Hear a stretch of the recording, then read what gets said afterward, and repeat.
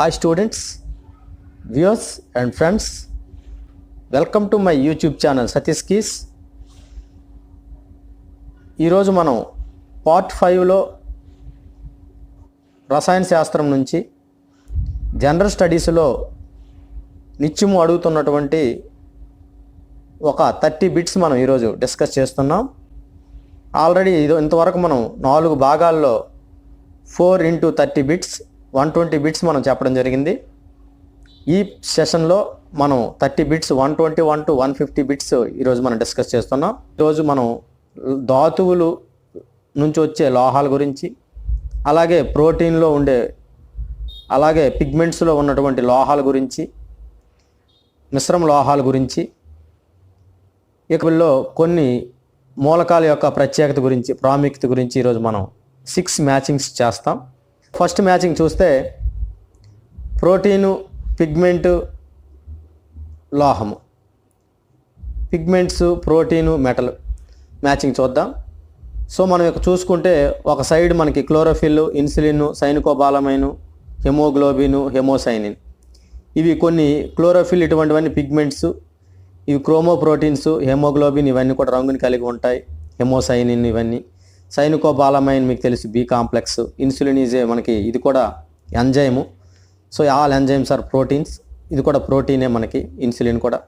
అయితే ఇందులో ఉండే లోహాలు ఏంటేంటి ఉంటాయి, క్లోరోఫిల్లో ఉండే లోహం ఏంటి, ఇన్సులిన్లో ఉండే లోహం ఏంటి, సైనికోబాలమైన్లో ఉండే లోహాలు ఏంటి, ఇక హెమోగ్లోబిన్లో ఎర్ర రంగుగా ఉంటుంది కదా ఎందువలన, అలాగే హెమోసైనిన్ అనే ఒక ప్రోటీను, క్రోమోప్రోటీను, ఇందులో ఉండే లోహాలు ఏంటి అనేది మనం చూద్దాం. ఇది మ్యాచింగ్. సో మ్యాచింగ్లో మనకి ఇటు పక్క right side zinc, magnesium, ferrous అంటే ఐరన్, సియు అంటే కాపరు, అలాగే సిఓ అంటే కోబాల్ట్. సి పెద్దది రాస్తాము, ఓ చిన్నది రాయాలి. సిఓ రెండు సమానంగా రాస్తే కార్బన్ మోనాక్సైడ్ అయిపోతుంది. సి పెద్దది రాయాలి, ఓ చిన్నది రాయాలి, దాన్ని కోబాల్ట్ అంటాము. దాని యొక్క పరమాణు సంఖ్య 27 ఉంటుంది.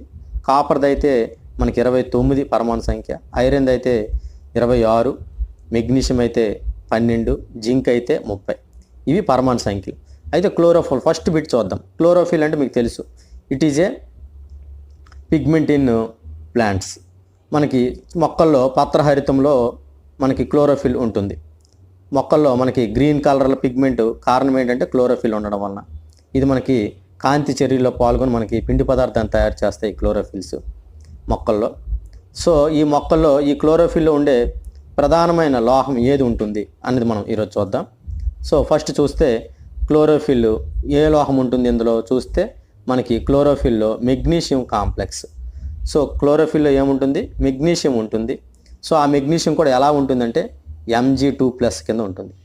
సో మనకి ఆక్సికరణ స్థితి అడిగితే Mg2+. ఏం రాసాం, Mg2+. మెగ్నీషియం +2 ఆక్సికరణ స్థితిలో ఉంటుంది. ఇకపోతే నెక్స్ట్ది డయాబెటిక్ పేషెంట్స్లో మనకి ఇన్సులిన్ ఉత్పత్తి కాకపోతే ఆ గ్లూకోజన్ అంతా కూడా గ్లైకోజన్ కింద మారదు. అది మనకి డైజెషన్, బ్లడ్లో గ్లూకోజ్ మొత్తం వచ్చేస్తుంది. సో ఇన్సులిన్ మనకి చాలా ఇంపార్టెంట్ డయాబెటిస్ పేషెంట్స్కి. ఈ ఇన్సులిన్ ఉండే లోహం ఏంటి, ఇన్సులిన్లో ఉండే లోహం ఏంటంటే జింక్ ఉంటుంది. ఏముంటుంది, ఇన్సులిన్లో జింక్ ఉంటుంది. సో జింక్ ఉంటే insulin answer, right answer insulin, zinc. So ఇకపోతే ఇంకా ఉన్నాయి కొన్ని ఎంజైమ్స్, ఆల్కహాల్ డీహైడ్రోజనేస్, కార్బాక్సీ పెప్టైడేజ్, అందులో కూడా మనకి జింకే ఉంటుంది. సో జింక్ Zn2+ కింద. ఇకపోతే సైనికోబాలమైన్ అంటే ఇది మనకి విటమిన్ బి కాంప్లెక్స్లో B12 అంటాం, సైనికోబాలమైన్. ఇందులో ఉండే లోహము ఏంటంటే అందులో ఈజీగా గుర్తుపెట్టుకోవచ్చు, కో అన్నాం కాబట్టి కోబాల్ట్ ఉంటుంది. సో విటమిన్ B12లో ఏముంటుంది, సైనికోబాలమైన్లో B12 ఉంటుంది. ఆ కోబాల్ట్ ఏ ఆక్సికరణ స్థితిలో ఉంటుందంటే CO3+ కింద ఉంటుంది. కోబాల్ట్ ఆక్సికరణ స్థితి చూస్తే +3.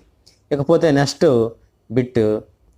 చూస్తే హెమోగ్లోబిన్ అంటే మనకు తెలుసు ఆల్రెడీ, రక్తం ఎర్రగా ఉండడానికి కారణం ఏంటంటే హెమోగ్లోబిన్ అందులో ఉండడమే. ఆ హెమోగ్లోబిన్లో ఉండే మనకి లోహం ఏది ఉంటుంది హెమోగ్లోబిన్లో అంటే అది క్రోమోప్రోటీన్, రంగుని కలిగి ఉన్నటువంటి ప్రోటీన్లతో బంధించబడి ఉంటుంది ఆ కాంప్లెక్స్. అయితే ఐరన్ ఇందులో మనకి హెమోగ్లోబిన్లో ఉంటుంది. ఈ హెమోగ్లోబిన్ మనకు తగ్గిపోతే మనకి ఎనిమియా డిసీజ్ వస్తుంది. సో మనం ఐరన్ ఎక్కువగా తీసుకోవాలి ఎనిమియా డిసీజ్ రాకుండా ఉండాలంటే. సో ఇక్కడ ఐరన్ ఎలా ఉంటుందంటే Fe2+ కింద ఉంటుంది, ఫెర్రస్ స్థితిలోనే ఉంటుంది. ఇక్కడ హెమోగ్లోబిన్లో ఐరన్ కాంప్లెక్స్ ఎలా ఉంటుందంటే ఫెర్రస్ స్థితి అంటే Fe2+ స్థితిలో ఉంటుంది. ఇకపోతే హోమోసైనిన్, మీరు ఇవన్నీ వినుంటారు కానీ ఇది వినుంటారు. హోమోసైనిన్ అంటే ఇది కూడా ఒక రక్తంలో ఉన్నటువంటి ప్రోటీనే. ఇది మనకి సాధారణంగా మనకు ఉండదు హోమోసైనిన్. బొద్దింకలు, పీతలు, క్రాబ్స్ అంటాము. సో ఇట్స్ కాక్రోచ్ ఇటువంటిది దాని బ్లడ్ చూస్తే బ్లూ కలర్లో ఉంటుంది. సాధారణంగా బ్లడ్ అంతా రెడ్గా ఉంటుంది చాలా అన్నిటికీ మోస్ట్లీ, కానీ కొన్నిటికి బ్లూ కలర్లో ఉంటుంది. దేనికంటే పీతలు, బొద్దింకలు ఇటువంటి వాటిలో దానిలో బ్లడ్లో ఉండేటువంటి బ్లూ కలర్లో ఉంటుంది ఆ బ్లడ్ కూడా. కారణం ఏంటంటే అందులో కాపర్ ఉంటుంది, అదే హెమోసైనిన్ అంటాము. సో ఆ కాపర్ కాంప్లెక్స్ అది. సో రైట్ ఆన్సర్ ఏంటంటే కాపర్, Cu ఉంటుంది. హెమోసైనిన్లో ఉండే లోహం ఏంటి? కాపర్, Cu అంటాం, రాగి అంటాము. ఇక చూస్తే క్లోరోఫిల్లో మెగ్నీషియము, ఇన్సులిన్లో జింకు, సైనికోబాలమైన కోబాల్టు, హెమోగ్లోబిన్లో ఐరన్ Fe2+, ఫెర్రస్ స్థితిలో ఉంటుంది, హెమోసైనిన్లో కాపర్.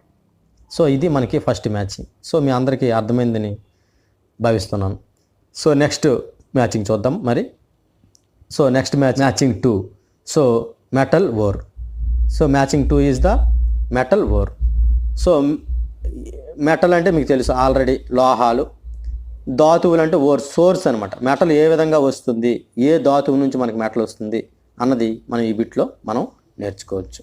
ఇక్కడ చూస్తే మెటల్ చూస్తే ఐరన్ ఇచ్చాం, అలాగే మెర్క్యూరీ, లెడ్, అల్యూమినియం, వెండి ఇవన్నీ కూడా మెటల్స్. ఇక చూస్తే దాని ఓర్స్ ఇటు పక్క మనం ఇచ్చాం. ఓర్స్ ఇక్కడ ఇచ్చాం హెమటైట్, అలాగే గెలీనా, సిన్నాబార్, అర్జెంటైట్, బాక్సైట్ ఇవన్నీ కూడా ఓర్స్. అయితే ఈ మెటల్స్కి ఆ ఓర్స్ రిలేషన్ ఎలా చూద్దాం, ఏ ఓర్లో ఏ మెటల్ ఉంటుంది అన్నది మనం ఈరోజు చూద్దాం. సో ఫస్ట్ది మనం ఐరన్ అంటే మనకు తెలుసు. ఐరన్ అంటే మనం ఇప్పుడే చెప్పాం Feని మనం ఐరన్ అంటాం, పరమాణు సంఖ్య 26 ఉంటుంది. సో ఇది ఎలా వస్తుంది మనకు ఐరన్ అంటే హెమటైట్ నుంచి వస్తుంది. సో రైట్ ఆన్సర్ ఏమవుతుంది? Hematite is the right answer. Hematite is the right answer. Hematite ఉంటుంది. దాని హెమటైట్ యొక్క ఫార్ములా చూస్తే Fe2O3. Fe2O3ని మనం హెమటైట్ అంటాం. ఫెర్రిక్ ఆక్సైడ్ ఇది. సో ఫెర్రిక్ ఆక్సైడే హెమటైట్ కింద మనం చెప్తాం. సో ఆక్సైడ్స్ రూపంలో మనకి రాయిల రూపంలో మనకి భూమి కనిపిస్తుంటాయి, అవి ఐరన్వి. హెమటైట్ అందులో లోహము ఐరన్ ఉంటుంది. సో ఇకపోతే నెక్స్ట్ది మెర్క్యూరీ. మెర్క్యూరీ అంటే దీన్ని మనం తెలుగులో పాదరసం అని అంటాము. సో ఈ మెర్క్యూరీ దేని నుంచి మనం పొందుతాము, ఏ ధాతువు నుంచి మనం మెర్క్యూరీ పొందుతామంటే ఇక్కడ మనకి ఇచ్చాడు గెలీనా, సిన్నాబార్, అర్జెంటైన్ అని. సో మనకి మెర్క్యూరీ దేని నుంచి వస్తుందంటే సిన్నాబార్ నుంచి వస్తుంది. సిన్నాబార్ అంటే మనకి దీన్ని మనం ఏం రాస్తామంటే మెర్క్యూరీ సల్ఫైడ్, HgS అని రాస్తాం. సో ఇవి సల్ఫైడ్ ధాతువు నుంచి మనం మెర్క్యూరీని పొందుతాము. ఇకపోతే నెక్స్ట్ది లెడ్ అంటే మనకి Pbతో సూచిస్తాం. మెర్క్యూరీని మనం Hgతో సూచిస్తే మనం లెడ్ని Pbతో సూచిస్తాము. సో ప్లంబం అంటాం. సో ఈ లెడ్ దేని నుంచి వస్తుందంటే మనకి గెలీనా నుంచి వస్తుంది. సో ముడి ఖనిజం ఏంటి? లెడ్కి గెలీనా. ధాతువు ఏంటి? So galena is the ore for lead. So galena చూస్తే PbSనే మనం గెలీనా అంటాం. లెడ్ సల్ఫైడ్ అంటాం. S2- కాబట్టి లెడ్ సల్ఫైడ్ అంటాం. ఇకపోతే నెక్స్ట్ది అల్యూమినియం మనకి ఎలా వస్తుంది అంటే మనకి అల్యూమినియం బాక్సైట్స్ నుంచి మనం పొందుతాం. సో బాక్సైట్ ఫార్ములా చూస్తే Al2O3 2H2O. బాక్సైట్ యొక్క ఫార్ములా ఏంటి? అల్యూమినియం ఆక్సైడే, డైహైడ్రేట్ని మనం బాక్సైట్ అంటాం. సో ఈ బాక్సైట్స్ నుంచే మనం అల్యూమినియాన్ని మనం పొందుతాం. సో బాక్సైట్స్ నుంచే మనం అల్యూమినియాన్ని పొందుతాం. సో ఇక్కడ అల్యూమినియం ఉంది కదా, సో బాక్సైట్ చూస్తాం. ఇకపోతే నెక్స్ట్ది సిల్వర్ మనం ఎలా చూపిస్తాం? సిల్వర్ని మనం Ag తో సూచిస్తాము. సో సిల్వర్ని మనం Ag తో సూచిస్తాము. ఇది కూడా మనకి ఒక నోబెల్ మెటలే. కాయినేజ్ ఎలిమెంట్స్లో మనం సిల్వర్ని వాడుతాము. అయితే సిల్వర్ని మనం దేని నుంచి పొందుతామంటే అర్జెంటైట్ నుంచి పొందుతాము. అర్జెంటైట్ అంటే ఇది కూడా సల్ఫైడ్ ధాతువే. సో దీని యొక్క ఫార్ములా చూస్తే Ag2S అంట. Ag+, S2- కాబట్టి సో Ag2S అంటాం. సిల్వర్ సల్ఫైడ్ ఇవన్నీ ఇంచుమించు బ్లాక్ కలర్లోనే ఉంటాయి ఈ ధాతువులన్నీ కూడా. సో ఇది మనకి matching of metal with ore. So మెటల్కి ఓర్కి మధ్య మ్యాచింగ్ మనం ఈరోజు నేర్చుకున్నాం. సో ఇవన్నీ కూడా మీకు అర్థమై ఉంటాయి. ఐరన్ ఓర్ ఏంటి హెమటైటు, మెర్క్యూరీ అయితే సినాబారు, లెడ్ అయితే గెలీనా, అల్యూమినియం అయితే బాక్సైటు, సిల్వర్ అయితే అర్జెంటైట్. సో ఇది మనకి మెటల్ ధాతువు. సో మ్యాచింగ్ 3 చూద్దాం. సో మ్యాచింగ్ 3లో రసాయన నామము formula, compound mineral formula. So మనకి ఇక్కడ కాంపౌండ్స్ ఇచ్చాం. డాలమైట్ అని, మార్బుల్ అని, బ్లూ విట్రోల్ అని, ఎప్సమైట్ అని, అలాగే యాక్వరేజ్ అని మనకి కాంపౌండ్స్ ఇచ్చాము. సమ్ ఆఫ్ దెమ్ మినరల్స్ కూడా ఉన్నాయి ఇందులో. అయితే వీటి ఫార్ములాస్ ఎలా సూచిస్తాము? ఇక డాలమైట్ ఫస్ట్ మనం చూస్తే డాలమైట్ మనం చూద్దాం. సో డాలమైట్ మనం చూస్తే ఇది ఏంటి, దేని యొక్క మిశ్రమం ఇది, దీని యొక్క ఫార్ములా ఎలా రాస్తామంటే ఇది కాల్షియం మెగ్నీషియం యొక్క కార్బొనేట్నే మనం డాలమైట్స్ అంటాము. సో రైట్ ఆన్సర్ ఏమవుతుంది? కాల్షియం కార్బొనేటు మెగ్నీషియం కార్బొనేటే మనకి డాలమైట్. సో కాల్షియం కార్బొనేటు మెగ్నీషియం కార్బొనేట్ల మిశ్రమాన్ని మనం డాలమైట్ అంటాం. సో వీటి ద్వారా మనం కాల్షియం మెగ్నీషియం లోహాలను మనం పొందొచ్చు. ఇకపోతే నెక్స్ట్ది మార్బుల్లో మనకు ఏముంటుంది, అలాగే మనకి ఎగ్ సెల్స్ నుంచి వీటన్నిటి నుంచి మనకి, అలాగే పెరల్స్ చెప్పాం మనం, ముత్యాలు, ఇవన్నీ కూడా ఉండే సమ్మేళనం ఒకటే ఉంటుంది. సో వాటిని మనం ఇది ఎలా చూపిస్తామంటే కాల్షియం కార్బొనేట్ అంటాం. ఏమంటాం? మార్బుల్కి మనం ఏం రాస్తాము? Calcium carbonate. ఇక చూస్తే బ్లూ విట్రోల్ అంటే మనకి ఇది ఎలా ఉంటుందంటే ఇది బ్లూ కలర్లో ఉంటుంది. సాధారణంగా బ్లూ విట్రోల్ అని దేన్ని పిలుస్తామంటే బ్లూ విట్రోల్ ఈజ్ ద కాపర్ సల్ఫేట్ని మనం బ్లూ విట్రోల్ అంటాం. సో కాపర్ సల్ఫేటు పెంటాహైడ్రేట్ అంటాం. కాపర్ సల్ఫేట్ పెంటాహైడ్రేట్ని మనం బ్లూ విట్రోల్ అంటాం. అది బ్లూ కలర్లో ఉంటుంది. అలా కాకుండా గ్రీన్ విట్రోల్ అని అడుగుతుంటాడు. గ్రీన్ విట్రోల్ అయితే ఏమవుతుందంటే ఐరన్ సల్ఫేట్ అంటే FeSO4 7H2 అని మనం ఐరన్ సల్ఫేట్ అంటాం. హెప్టాహైడ్రేట్.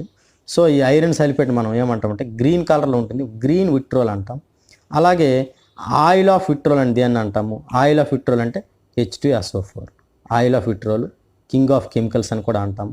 అలాగే లెడ్ బ్యాటరీస్లో కూడా మనకి ఇది ఉంటుంది. అలాగే దీన్ని మనం రసాయనాల రాజు అని పిలుస్తాము. దీన్ని ఆయిల్ ఆఫ్ విట్రోల్ అని కూడా పేరు పిలుస్తాం. అలాగే వైట్ విట్రోల్ అని అడిగాడు అనుకోండి, జింక్ సల్ఫేటు 5H2 అని మనం వైట్ విట్రోల్ అంటాం. సో ఇది మనకు వైట్ కలర్లో ఉంటుంది, ఇది మనకి గ్రీన్ కలర్లో ఉంటుంది. ఇక కాపర్ సల్ఫేట్ చూసుకుంటే ఇది మనకి బ్లూ కలర్లో ఉంటుంది. సో ఇది ఇక ఎప్సమైట్ అంటాం. ఎప్సమైట్ అంటే ఇది ఒక లవణము. సో ఇది దేని యొక్క లవణం అంటే ఇది ఒక మెగ్నీషియం యొక్క లవణము. మనం సాధారణంగా ఇంట్లో వాడుతుంటాం, మందుల షాప్లో కూడా. ఎలుసిర్లు ఇలాంటివి అయినప్పుడు, ఏవైనా గడ్డలు అయిపోయినప్పుడు టైట్ చేయడానికి దాన్ని మనం ఈ ఎప్సమ్ సాల్ట్స్ని వాడుతాము. సో ఎప్సమ్ సాల్ట్ అంటాము. ఎప్సమ్ సాల్ట్ ఎప్సమైట్ అన్న ఒకటే. సో ఎప్సమ్ లవణం ఏంటంటే మెగ్నీషియం సల్ఫేటు 7H2 అని మనం ఎప్సమ్ లవణం అంటాం. వైట్ కలర్లో ఉంటుంది, వైట్ క్రిస్టల్స్ ఇవి. ఇకపోతే యాక్వారేజియా, మనం బంగారాన్ని వీటివన్నిటిని మనం సులువుగా ఎందులో కరిగిస్తామంటే మనం యాక్వారేజియా మిశ్రమాన్ని ఉపయోగించి మనం కలుపుతాము. అయితే యాక్వారేజియా మిశ్రమంలో ఉన్నటువంటి సమ్మేళనాలు ఏంటంటే 1:3 నిష్పత్తిలో నైట్రిక్ ఆమ్లము, హైడ్రోక్లోరిక్ ఆమ్లము. నైట్రిక్ ఆమ్లాన్ని HNO3 అంటాము, హైడ్రోక్లోరిక్ ఆమ్లాన్ని HCl అంటాం. 1:3 నిష్పత్తిలో HNO3 HCl మిశ్రమాన్ని మనం యాక్వారేజియా అంటాం. ఇది మనం ఏవైనా నోబుల్ మెటల్స్ కరిగించడానికి ఎక్కువగా దీన్ని వాడతారు. సో ఇది మ్యాచింగ్. సో ఇదంతా కూడా మీకు అర్థమై ఉంటుంది. డాలమైట్ అంటే calcium carbonate, magnesium carbonate. Marble అంటే కాల్షియం కార్బొనేటు. బ్లూ విట్రోల్ అంటే కాపర్ సల్ఫేటు. వైట్ విట్రోల్ అంటే జింక్ సల్ఫేటు. అలాగే ఆయిల్ ఆఫ్ విట్రోల్ అంటే H2SO4. గ్రీన్ విట్రోల్ అంటే మనకి ఐరన్ సల్ఫేటు. ఇక ఎప్సమైట్ చూస్తే మెగ్నీషియం సల్ఫేటు 7H2 అని ఎప్సమైట్ ఆర్ ఎప్సమ్ సాల్ట్ అంటాం. ఇకపోతే నెక్స్ట్ది aqua regia is the mixture of 1:3 ratio of nitric acid and hydrochloric acid. So ఇది మనం యాక్వారేజియా అని అంటాం. సో ద్రవరాజ్యం అని తెలుగులో దీన్ని అడుగుతుంటాడు. ఇంగ్లీష్లో కూడా యాక్వారేజియా అని కూడా అడుగుతుంటాడు. ఇక నైట్రేషన్ మిశ్రమం అయితే 1:1 రేషియో ఆఫ్ HNO3 H2SO4ని మనం నైట్రేషన్ మిశ్రమం అంటాం. జనరల్గా కార్బన్ సమ్మేళనాల్లో నైట్రేషన్ ప్రాసెస్కి మనం దాన్ని ఎక్కువగా వాడుతాము, nitration mixture. So next matching 4 చూద్దాం. సో మ్యాచింగ్ 4లో మనం ఎల్లాయిస్ చూద్దాం.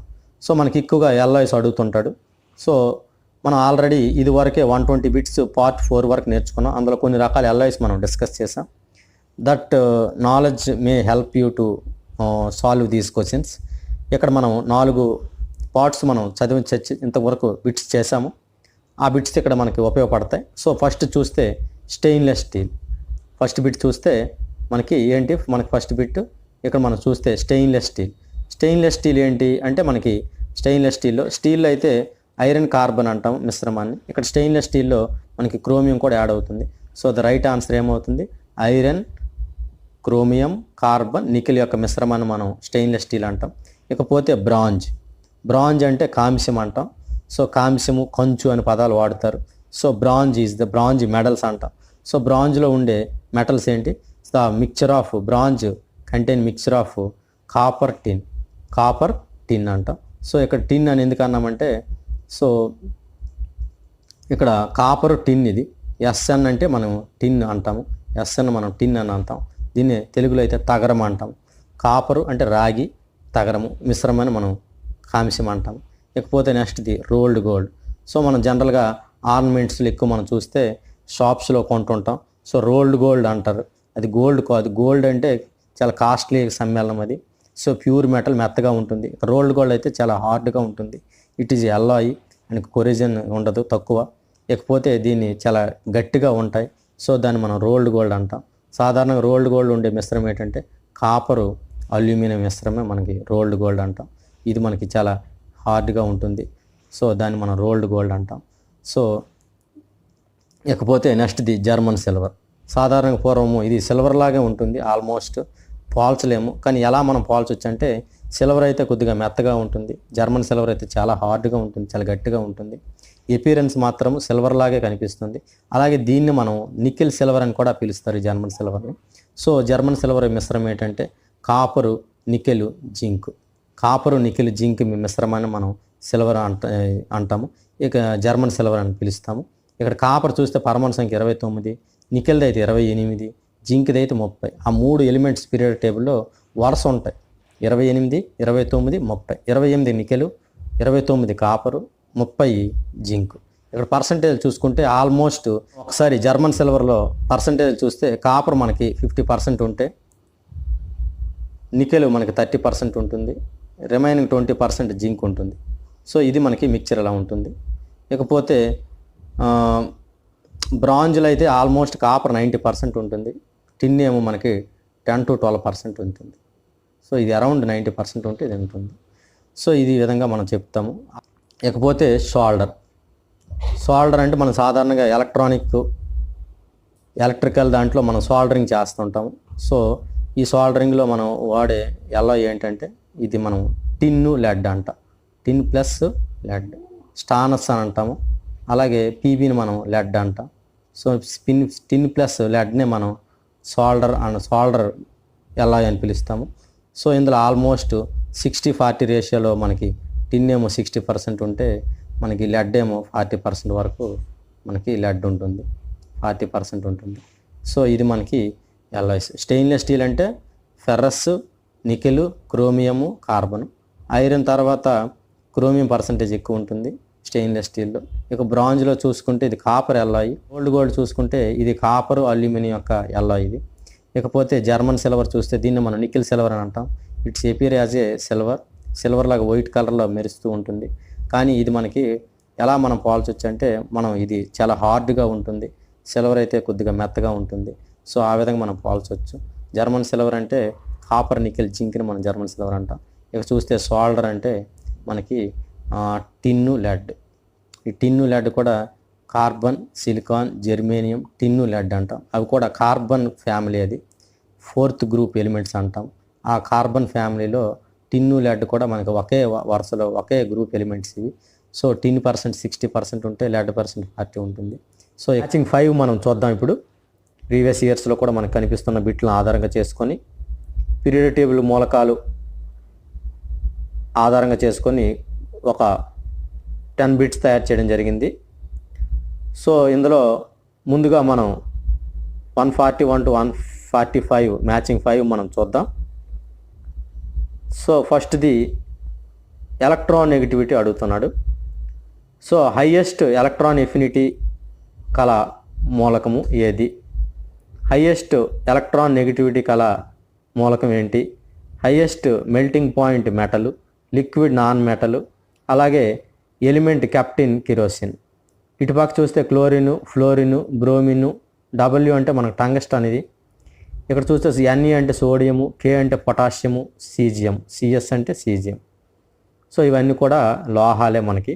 సో వీటిని మనం ఎలా మెజర్ చేస్తాం? హైయెస్ట్ ఎలక్ట్రాన్ ఎఫినిటీ కల మూలకం ఏంటంటే పీరియాడిక్ టేబుల్లో మనకి అధిక ఎలక్ట్రాన్ ఎఫినిటీ ఉన్నటువంటి మూలకం మనకి ఏంటంటే క్లోరిన్ రైట్ ఆన్సర్. చాలామంది విద్యార్థులు తప్పు చేస్తుంటారు. సో రైట్ ఆన్సర్ ఏమవుతుంది? Chlorine is the right answer. ఏంటవుతుంది answer? Chlorine is the right answer. ఇకపోతే హైయెస్ట్ ఎలక్ట్రాన్ నెగిటివిటీ మూలకం ఉన్నటువంటి మూలకం ఏది? హైయెస్ట్ ఎలక్ట్రాన్ నెగిటివిటీ అంటే అధిక రుణ విద్యుతాత్మకత మూలకం ఏంటంటే, రుణ విద్యుతాత్మకత అంటే ఎలక్ట్రాన్లు తన వైపు ఆకర్షించుకునే సమూహము లేదా గ్రూప్నే మనం ఏమంటామంటే రుణ విద్యుతాత్మకత అంటాం. సో అక్కడ చూస్తే అధిక రుణ విద్యుతాత్మక లోహం ఏంటి, అధిక రుణ విద్యుతాత్మక మూలకం ఏంటంటే మనకి fluorine is the right answer. So F అంటే ఫ్లోరిన్. సో ఎంత ఉంటుందంటే మనకి రుణ విద్యుతాత్మక విలువ 4 ఉంటుంది. దీని యొక్క రుణ విద్యుతాత్మకత ముల్లికన్ స్కేల్ ఆధారంగా చేసుకొని వాళ్ళు రుణ విద్యుతాత్మకత 4గా నిర్ణయించారు. తర్వాత ఏదంటే క్లోరిన్ 3.5, తర్వాత నైట్రోజను, క్లోరిన్తో పాటుగా ఆక్సిజన్ కూడా 3.5 రుణ విద్యుతాత్మకత. సెకండ్ ఎలక్ట్రాన్ నెగిటివిటీ కలిగినటువంటి మూలకాలు ఏంటంటే క్లోరిన్, ఆక్సిజన్. ఫ్లోరిన్ తర్వాత 3.5 ఉంటాయి. ఇకపోతే హైయెస్ట్ మెల్టింగ్ పాయింట్ ఉన్నటువంటి లోహం ఏది, అధిక ద్రవీభవన స్థానం గల లోహం ఏది? ఇంతకుముందు మనం పార్ట్ 3, పార్ట్ 2లో చెప్పడం జరిగింది. సో అధిక ద్రవీభవన స్థానం ఉన్నటువంటి లోహం ఏంటంటే టంగస్టన్. టంగస్టన్ మనకి అధిక ద్రవీభవన స్థానం కలిగినటువంటి లోహం. సో ఎంత ఉంటుందంటే దీన్ని విలువ 3800 డిగ్రీ సెంటీగ్రేడ్ ఉంటుంది. సో అందువల్ల దీన్ని మనం ఫిలమెంట్స్లో, బల్బ్స్లో మనం వాడుతాం. ఇకపోతే లిక్విడ్ నాన్ మెటల్ ఏది, ద్రవ స్థితిలో గల అలోహం ఏది, నాన్ మెటల్ ఏది అంటాడు. సో ఇక్కడ మనకి ద్రవ స్థితిలో ఉన్నటువంటి అలోహం ఏదంటే bromine is the right answer. ఏమవుతుంది? Br2ని మనం బ్రోమిన్ అంటాం. సో లిక్విడ్ స్టేట్లో ఉన్నటువంటి అలోహము బ్రోమిన్ అవుతుంది. లోహం అనుకోండి ఏమవుతుందంటే లిక్విడ్ స్టేట్లో ఉన్నటువంటి లోహం పాదరసం Hg అవుతుంది. సో నెక్స్ట్ది ఎలిమెంట్ కెప్టిన్ కిరోసిన్. కిరోసిన్లో నిల్వ ఉంచే లోహాలు ఏంటి? కిరోసిన్లో ఏవి నిల్వ ఉంచుతారు అంటే సాధారణంగా అవి మామూలుగా ఉంచితే అవి అట్మాస్ఫియర్తో రియాక్ట్ అయిపోయి మనకి ఎక్స్ప్లోజివ్ పేలిపోతాయి, అగ్ని ఉత్పత్తి చేస్తాయి. సో అందువలన అవి మనం కిరోసిన్లో నిల్వ ఉంచుతారు. అటువంటి లోహాలు ఏంటంటే మనకి ఇవే సోడియము, పొటాషియము, సీజియము, అయోడిన్ కూడా మనం రాయలేదు కానీ అయోడిన్ కూడా మనం దేనిలో ఉంచుతామంటే కిరోసిన్లో నిల్వ ఉంచుతాము. సోడియం అన్ని ఎక్కువ ఉన్నది క్లోరిన్. హైయెస్ట్ రుణ విద్యుతాత్మకత ఎలక్ట్రాన్ నెగిటివిటీ ఉన్నటువంటిది ఫ్లోరిన్ 4 ఉంటుంది. హైయెస్ట్ మెల్టింగ్ పాయింట్ ఉన్నది వోల్ఫ్రమ్, డబ్ల్యూతో సూచిస్తాం, టంగస్టన్ అంటాం. లిక్విడ్ నాన్ మెటల్ ఏంటంటే బ్రోమిన్. మెటల్ అయితే మెర్క్యూరీ అవుతుంది, పాదరసం. Elements కెప్టిన్ kerosene. కిరోసిన్లో ఉన్న లోహాలు నిల్వ చేసే లోహాలు ఏంటంటే సోడియం, పొటాషియం, సీజియం, అయోడిన్ ఇవన్నీ కూడా కిరోసిన్ నిల్వ వస్తాయి. ఇకపోతే నెక్స్ట్ 6th మ్యాచింగ్ 146 నుంచి 150 ఉన్న బిట్స్ మనం చూద్దాం. సో ఇటు పక్క ఏమి ఇచ్చాడు పీరియడ్ టేబుల్లో, ఇది కూడా మనం పీరియడ్ టేబుల్ ఆధారం మూలకాలకు సంబంధించినటువంటి బిట్స్ ఇవి. Metal with highest oxidation state, అధిక ఆక్సీకరణ స్థితి గల లోహం ఏది? అలాగే hardest natural occurring non metal. So అత్యంత కఠిన సహజ లోహం ఏది? ఎలిమెంట్ సబ్లమైజ్ ఆన్ హీటింగ్, ఉత్పత్తి చెందే మూలకం ఏది? Metal with lowest melting point అంటాం, అల్ప ద్రవీభవన స్థానం గల లోహము. ఎలిమెంట్ కెప్టిన్ వాటర్, ఏ లోహాన్ని, ఏ మూలకాన్ని మనం నీటిలో నిల్వ చేస్తాం? సో ఇవి బిట్స్ చూద్దాం. వాటికి మనం ఆన్సర్స్ ఇప్పుడు మనం చూద్దాం.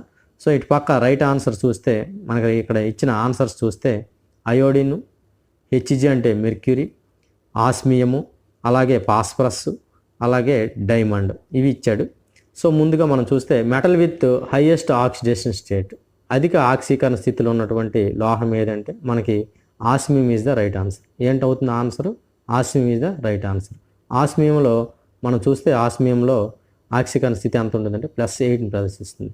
అలాగే ఇంకొక మూలకం కూడా చూపిస్తుంది. రుథీనియం కూడా ఆన్సర్ ఇచ్చాను RU, ఇది కూడా +8ని ప్రదర్శించేటువంటి మూలకమే.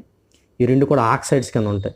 ఆస్మియము O4 అంట, ఆస్మియం టెట్రాక్సైడ్, రుథీనియం టెట్రాక్సైడ్లో ఆక్సికరణ స్థితిలో ఎంత ఉంటాయి +8ని ప్రదర్శిస్తాయి. పీరియాడిక్ టేబుల్లో అత్యధిక ఆక్సికరణ స్థితి కలిగినటువంటి మూలకాలు రెండే, ఆస్మియం, రుథీనియం. సో ఇక్కడ మనకు ఆన్సర్ ఏమవుతుంది, ఆస్మియం ఇచ్చారు ఇక్కడ, ఆస్మియం. సో ఇకపోతే నెక్స్ట్ది hardest natural occurring non metal ఏది, అత్యంత కఠినమైనటువంటి అలోహం ఏది. సో మనకి ఇక్కడ చూస్తే కార్బన్ 2 ప్రధాన రూపాంతరాలు 3, అందులో గ్రాఫైట్, వజ్రము, లేకపోతే బక్మినిస్టర్ పొలరిన్, దాన్ని బుకీబాల్ అంటాం స్ట్రక్చర్. సో కార్బన్ యొక్క ఎల్లోట్రోప్స్ ఇవన్నీ కూడా. సో ఈ ఎల్లోట్రోప్స్లో మనకి గ్రాఫైట్ చూసుకుంటే మెత్తగా ఉంటుంది.